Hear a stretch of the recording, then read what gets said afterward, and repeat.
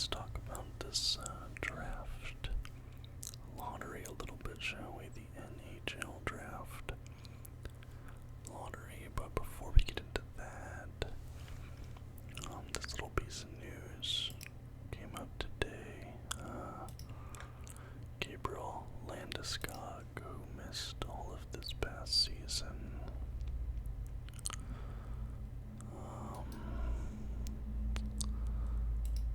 let me see, I want to get the exact name of the surgery correct here. Gabriel Landeskog is going to get cartilage transplant surgery tomorrow and is expected to miss the entire 2023 to 2024 season, which means that Landeskog will have missed 2 years straight, no hockey whatsoever in that time period after winning the cup. That's absolutely brutal, I mean, both for him and for the Colorado Avalanche, who obviously this season without him in the lineup did not look nearly as good. They went out against the Seattle Kraken, much to everybody's surprise. The Seattle Kraken, who are now up in their series against the Stars, which is also crazy. But I want to talk about the draft. The draft lottery just happened yesterday. Sorry for no video yesterday, by the way. These last few weeks have been absolutely insanely busy, but I have now graduated. I just finished my very last finals week ever of college. So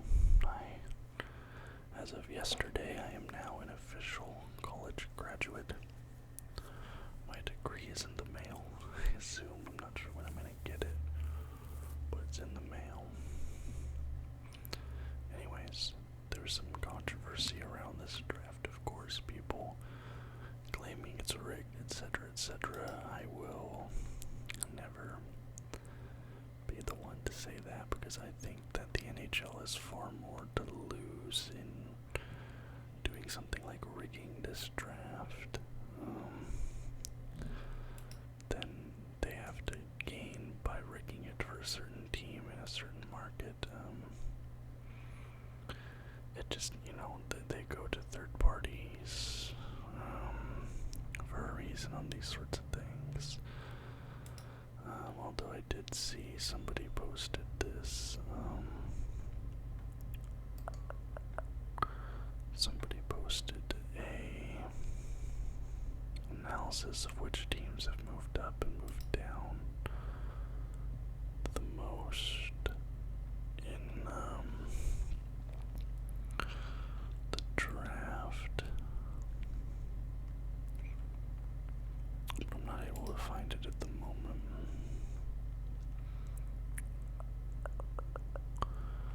I really wish I was able to find it. They just, showed which teams have moved up the most, which teams have moved down the most. I know the Coyotes have never moved up in the history of their draft. I'm gonna look at one more thing here, and then I'm gonna be... Yeah, I can't find it. I'm not sure. Anyways. So the draft, the lottery only covers the first 16 picks in the draft. Everything else is determined by,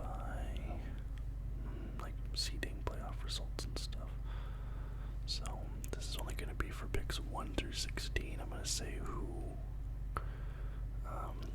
got that pick and then who they're mocked to grab at that pick. And I'm using Tankathon.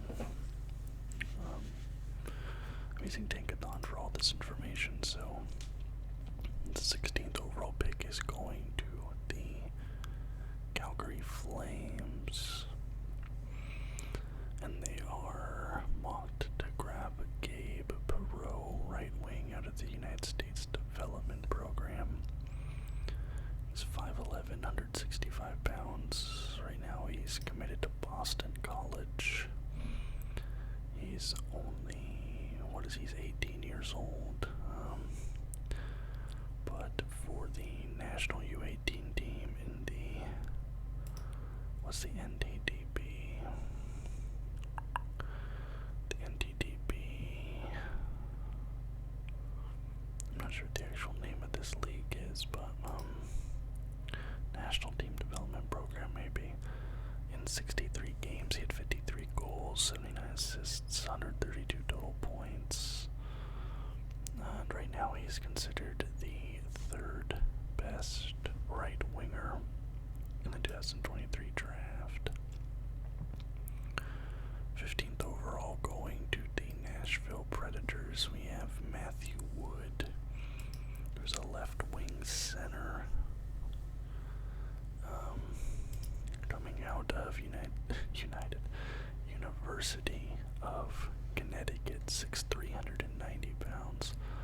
So a little bit of a bigger dude there, potentially going to the Predators here. Considered the third best overall left winger in this draft. Last year at UConn, he had 11 goals and 23 assists through 35 games for 34 points. Just under a point per game. That's pretty good, but maybe you'd like to see a little bit more production at this level for, future NHLer, but that's fine. 14th overall. The Pittsburgh Penguins get that pick, and they are mocked to draft David Reinbacher, defenseman out of EHC Kloten, which is in the Netherlands, I believe. He's 6'2", 287 pounds, 18 and a half years old.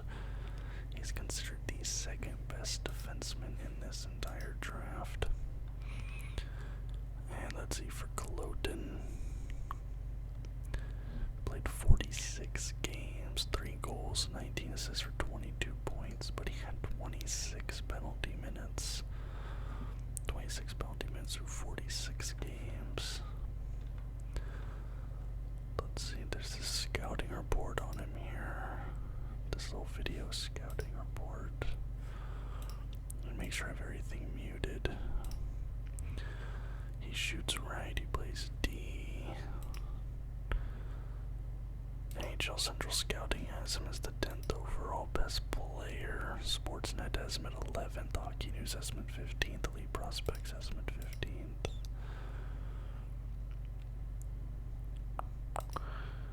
He has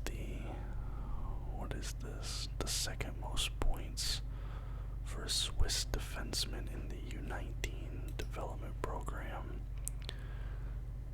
That was in 2023. He had 22 points in 46 games, behind only Roman Josi, who had 24 points through 42 games back in 2008. That's definitely good company to be in. Alright, 13th overall pick, that goes to the Buffalo Sabres, who just narrowly avoided the playoffs this year. I think the Sabres are going to push for playoff contention next year, but I feel like I always say that. I don't know. They're mocked to grab Axel Sandin Pelika, defenseman out of Skellefteå AIK, which is the Swedish Hockey League. He's 5'11", 181 pounds, and he is considered the best defenseman in this entire draft. So your first and second best defensemen are getting drafted down at 13 and at 14. And let's see. He has not yet played this year's. The SHL season has not started yet, but let's see. The SHL last year for Skellefteå AIK. In 22 games, he had 2 goals, 3 assists for 5 points. But he also played 31 games in their junior 20 and under league, their J20 league.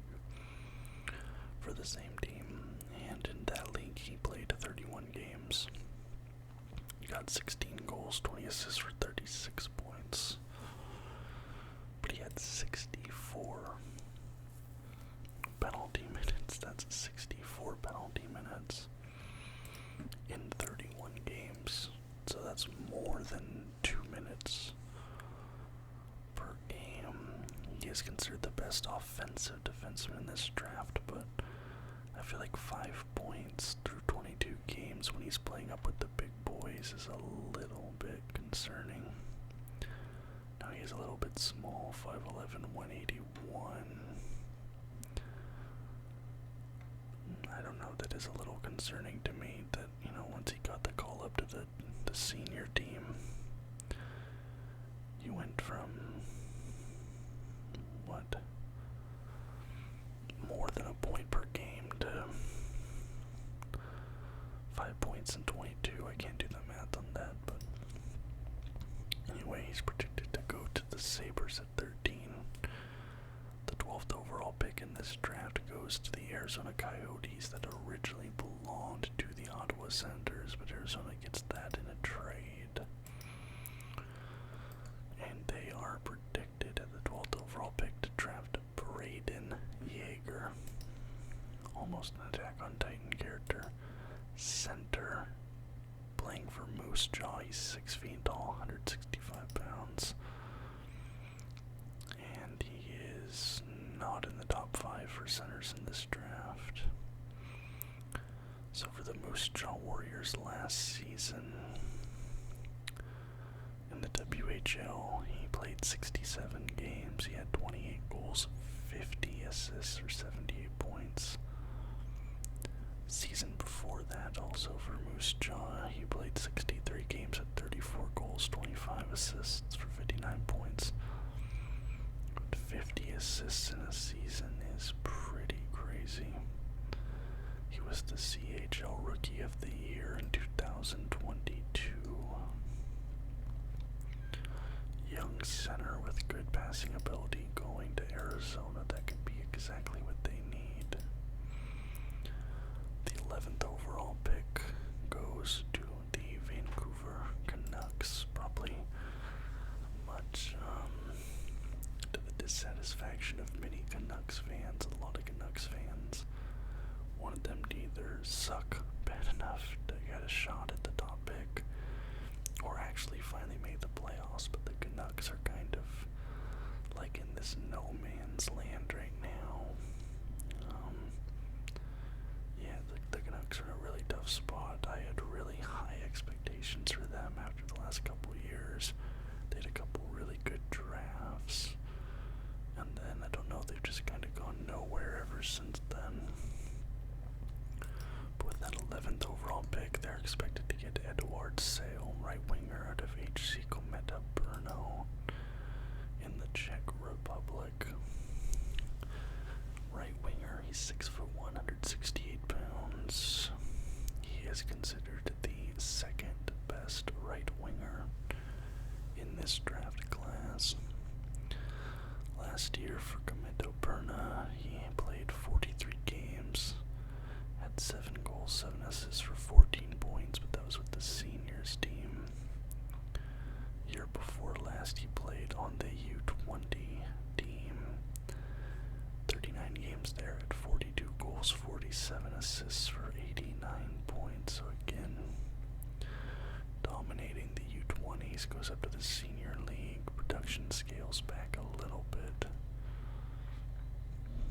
Quite considerably, actually 89 down to 14, but these are competitive leagues. The young guys, it's one thing with these overseas leagues, the young guys, they're playing third line, fourth line minutes a lot of the time because these are professional leagues where they're trying to run their best lines, they're trying to win games. It's not a development league like the AHL is looked at, so.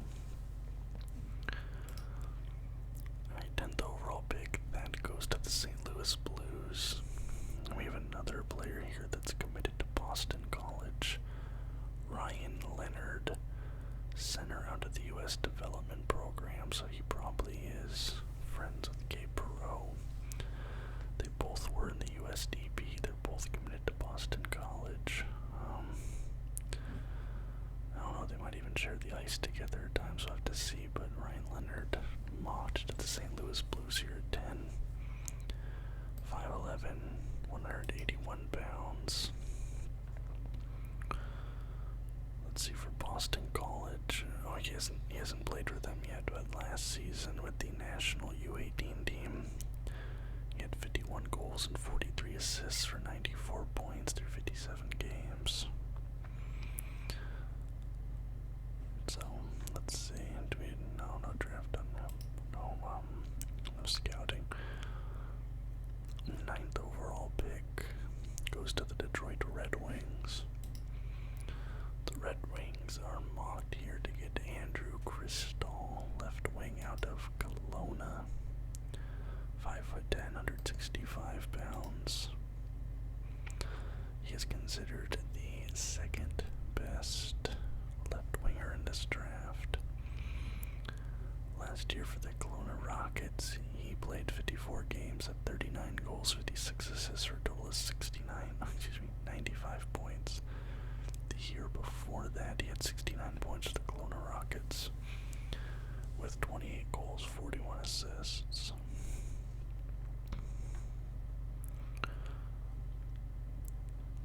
They only have his second half of the year highlights. Jamie tells me that he turned it up the latter half of the season. Okay. The 8th overall pick. So we're really getting into the guys that we're going to be seeing, sooner rather than later here. Once you start getting to the 10th pick and beyond, those are guys who are 3+ years away most of the time.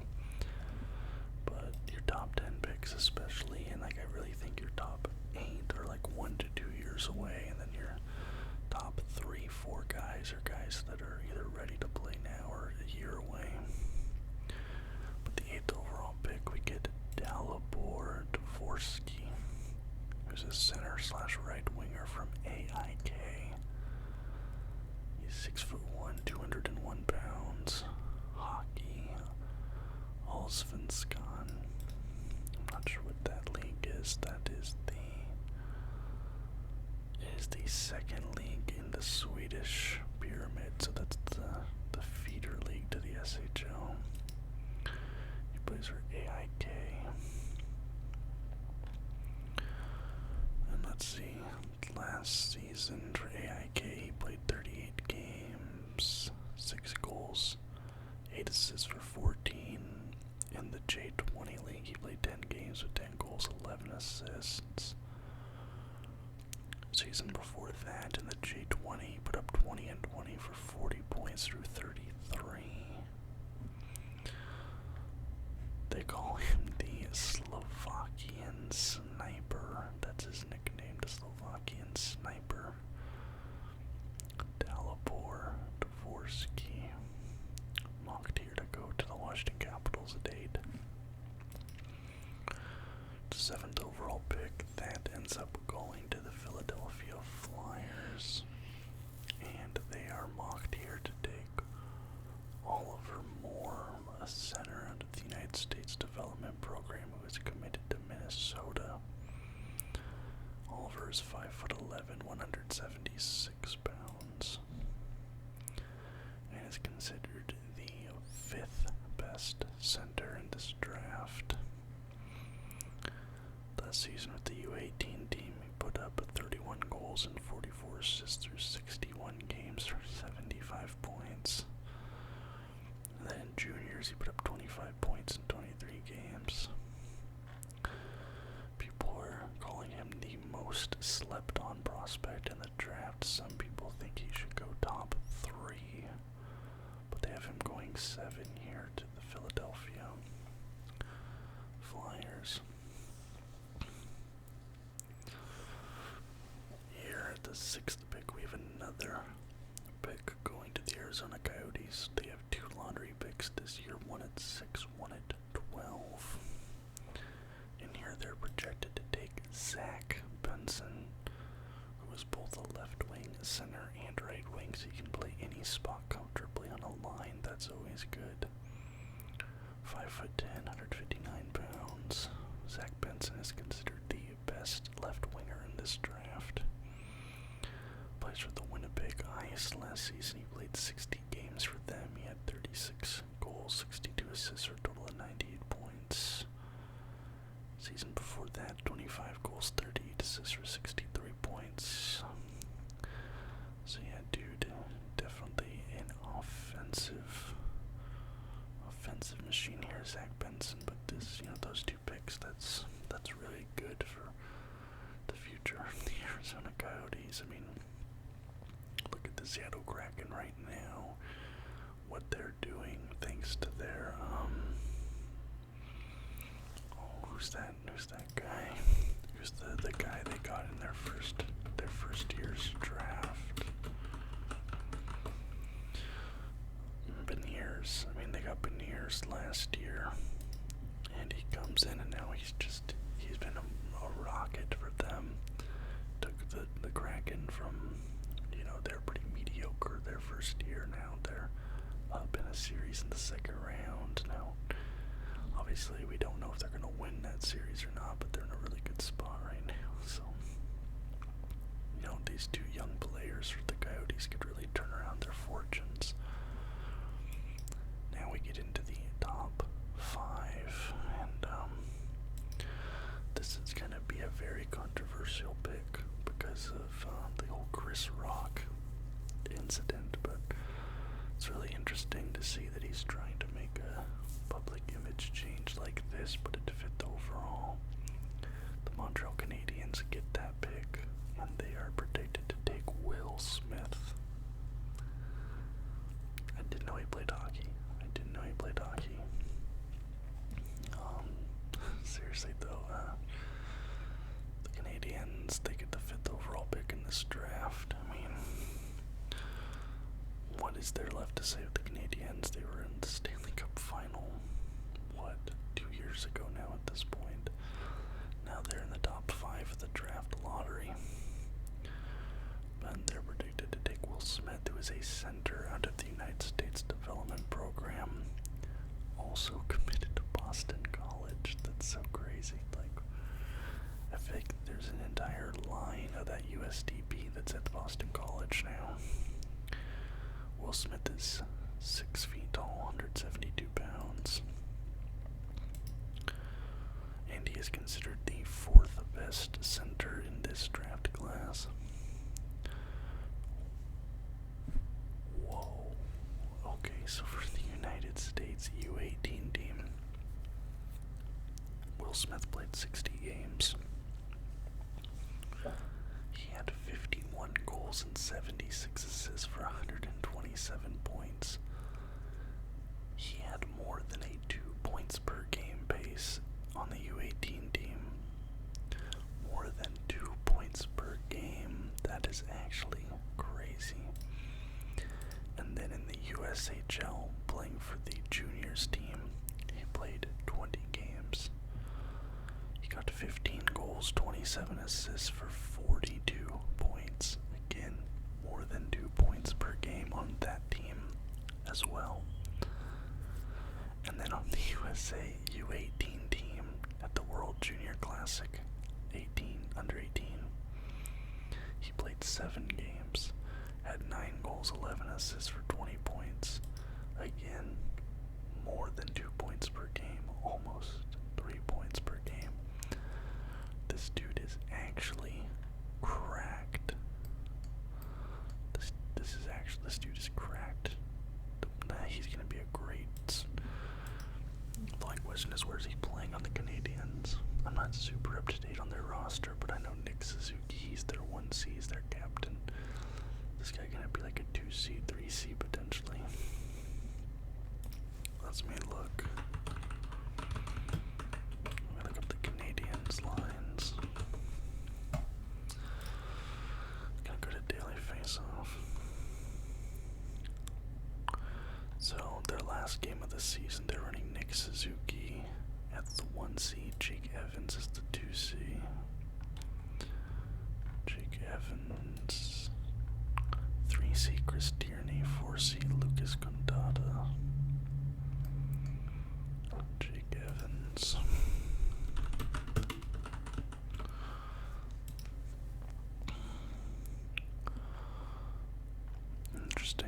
Evans, he's 26, he's a young center. He had 8 points through his last 10 games this season. He had 19 points through 54 games. This kid could be pushing for a 2C, 3C role. Alright, 4th overall pick, the San Jose Sharks get Matvei Michkov, right wing, playing for SKA St. Petersburg in the KHL, the Russian league. He is considered the best right winger in this draft. Matvei Michkov, he is 5'10", 148 pounds. He's played 3 games so far this year in the KHL. He has scored no points, but let's see, 2021-22, oh excuse me, never mind, 2022-23, he played 3 games for SK St. Petersburg, got 0 points. He played 12 games in the VHL, got 14 points in 12 games. Then he went to Sochi in the KHL, had played 27 games for them, had 9 goals, 11 assists for 20 points. But the thing is, and this is one thing people need to keep in mind when they look at Russian prospects,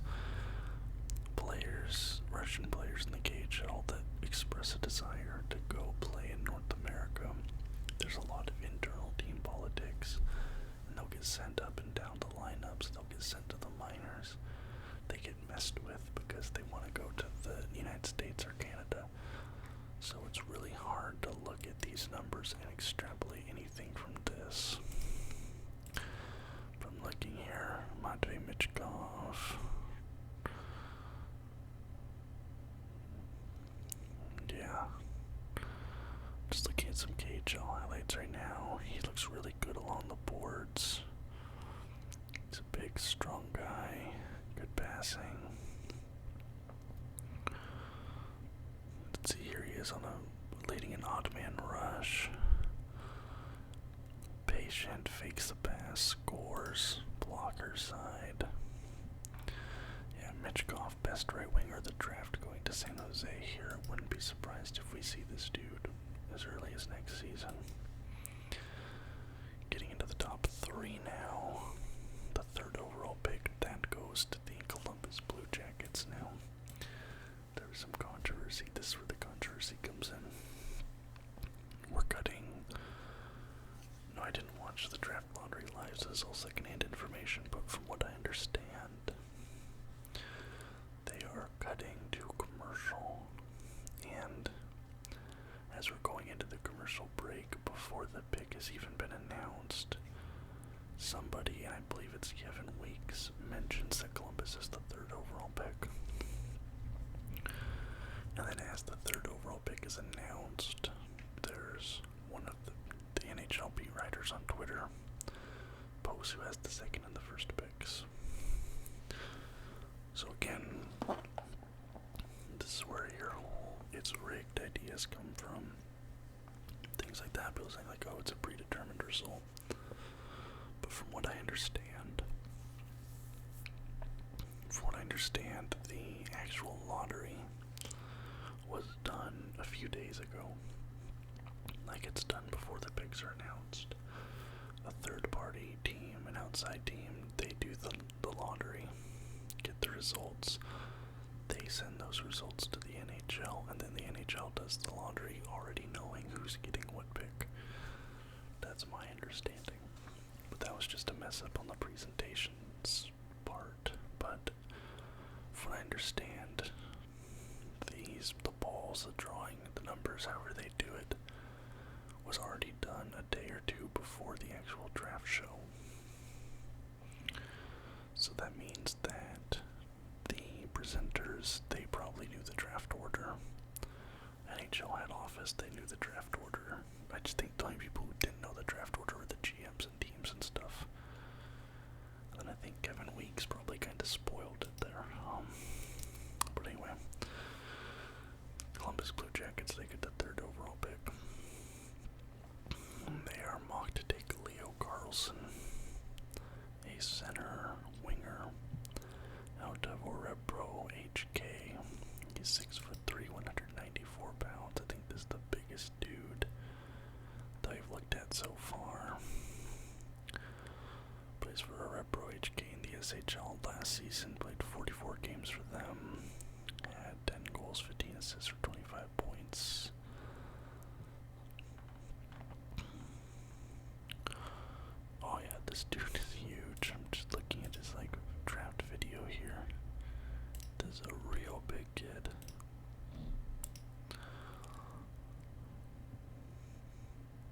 looks pretty good for his size, too.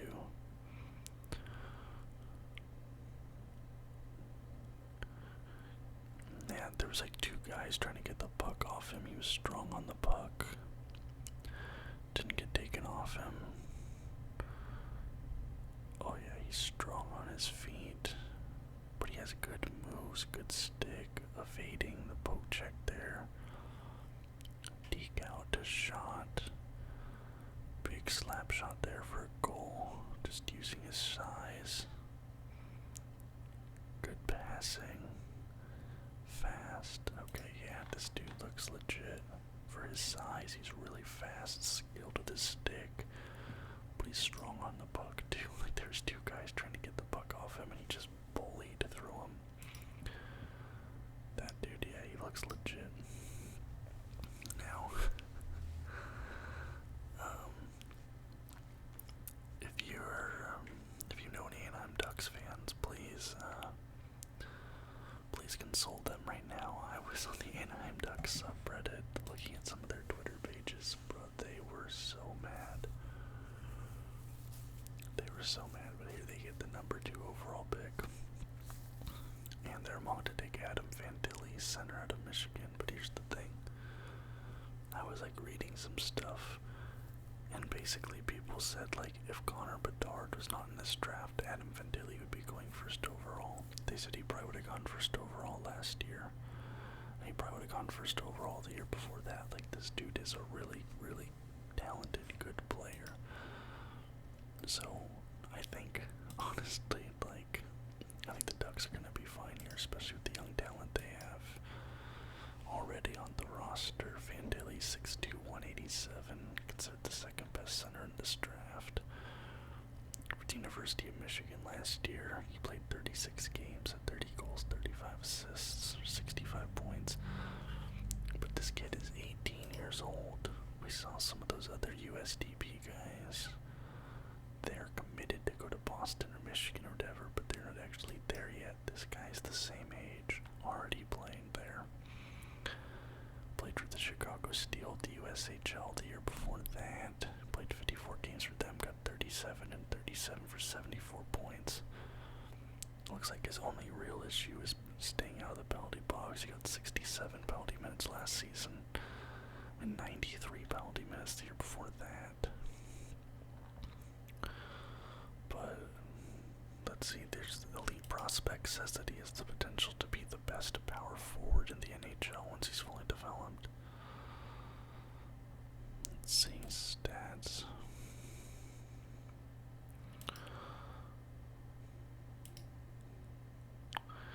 Let's see, his draft year stats are a little bit behind Jarvis, right up there with Mercer, better than Byfield, better than Michkov, similar to Cousins, better than Perfetti, better than Zegras, better than Krebs, better than McTavish.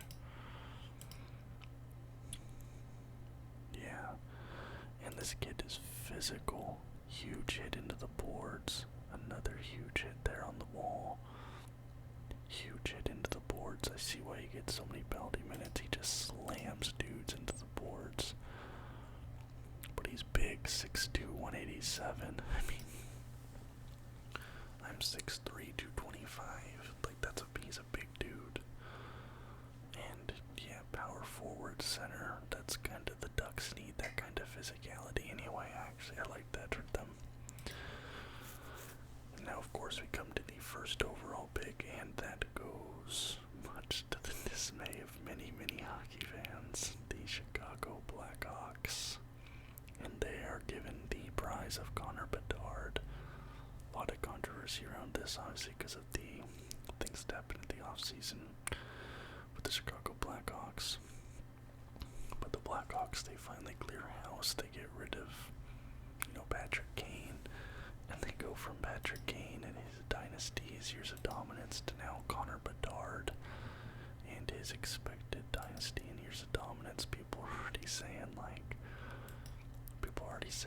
the Blackhawks are going to be winning the next handful of Stanley Cups, things like that. I think that's a little premature, but Connor Bedard playing for Regina, the Pats, the WHL. He's 5'10", Last season he had 71 goals, 72 assists for 143 points in 57 games.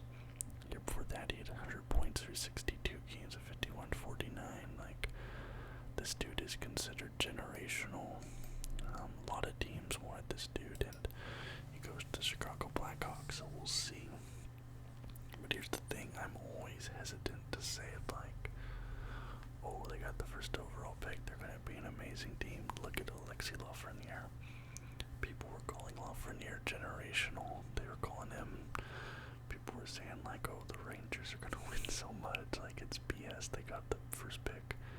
He was held scoreless in the playoffs. His team got destroyed by the Devils. Like, there are no guarantees in sports, folks. There's no guarantees. But that was the NHL draft.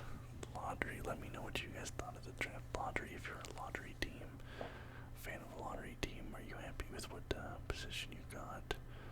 What do you think about the players that I just talked about being mocked to you? Let me know. But if you liked the video, please leave a thumbs up. Subscribe to the channel for more content just like this almost every single day. I am going to be more consistent now without having the my finals. Man, I was doing my 400 level classes. These last 2-3 weeks I had like 4 10-page essays to do. I had to do all my capstone classes. But that's done now. Now I just have, I'm going to be stockpiling content. Because obviously I'm going to Japan in less than a month. That's kind of my celebration for graduating. We're going to Japan, so I have to, obviously do all the content between then and now. And then I have to record 2 weeks of content to batch and have all that uploaded while I'm away. So, anyways, leave a thumbs up and subscribe. Till next time, guys. Bye-bye.